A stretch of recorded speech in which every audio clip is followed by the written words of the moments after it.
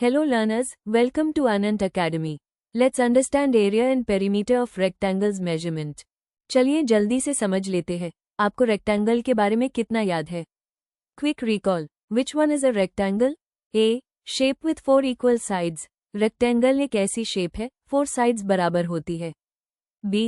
Shape with 3 sides, where 2 sides are equal. एक ऐसी shape है जिसमें 3 sides होती है, जिसकी 2 sides बराबर होती है.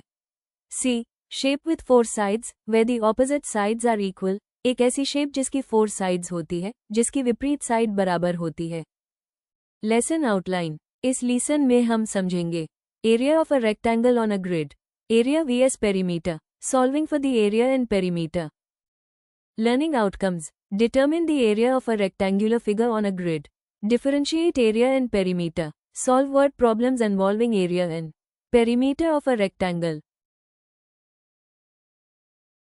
रेक्टेंगल. चलिए जानते हैं कि रेक्टेंगल क्या होता है. रेक्टेंगल एक ऐसी फिगर है जिसकी 4 साइड्स होती है. इस फिगर में 4 राइट एंगल्स होते हैं. इस फिगर की पैरेलल साइड्स इक्वल मेजर होती है. मीन्स ऑपोजिट साइड्स पैरेलल होने के साथ साथ इसका मेजरमेंट भी बराबर होता है. रेक्टेंगल की साइड्स को लेंथ और ब्रेथ कहा जाता है.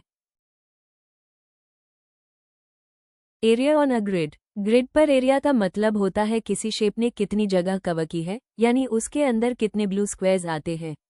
अब देखो, जितने स्क्वायर्स शेप के अंदर आते हैं उन्हें गिन लो. उतना एरिया शेप का कवर करती है. Area vs perimeter. Area, the amount of space inside a shape, means किसी भी शेप का अंदर का स्पेस एरिया कहलाता है.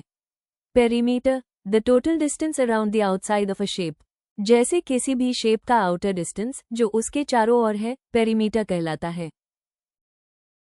Area, the area is the product of length and width.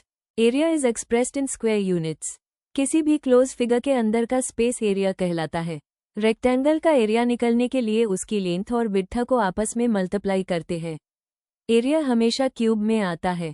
Perimeter, the perimeter is twice the sum of the length and width. Perimeter is expressed in units. Perimeter of rectangle means इसकी सभी sides का जोड़ होता है. इसलिए rectangle में 2 lengths होती है और 2 विड्थ्स होती है. Perimeter of rectangle equals to L जोड़ B होता है.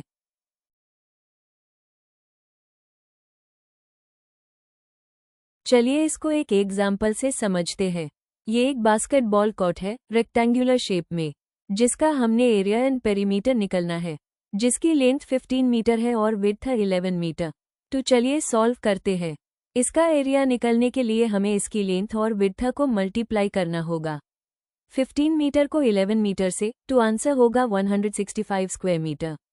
अब चलिए इसका पेरीमीटर निकलते हैं, मीन्स इसका आउटर एरिया. अब रेक्टेंगल की ऑपोजिट साइड्स पैरेलल होती है, तो इसकी लेंथ 15 मीटर्स थी, तो इसकी ऑपोजिट साइड की लेंथ भी 15 मीटर्स होगी.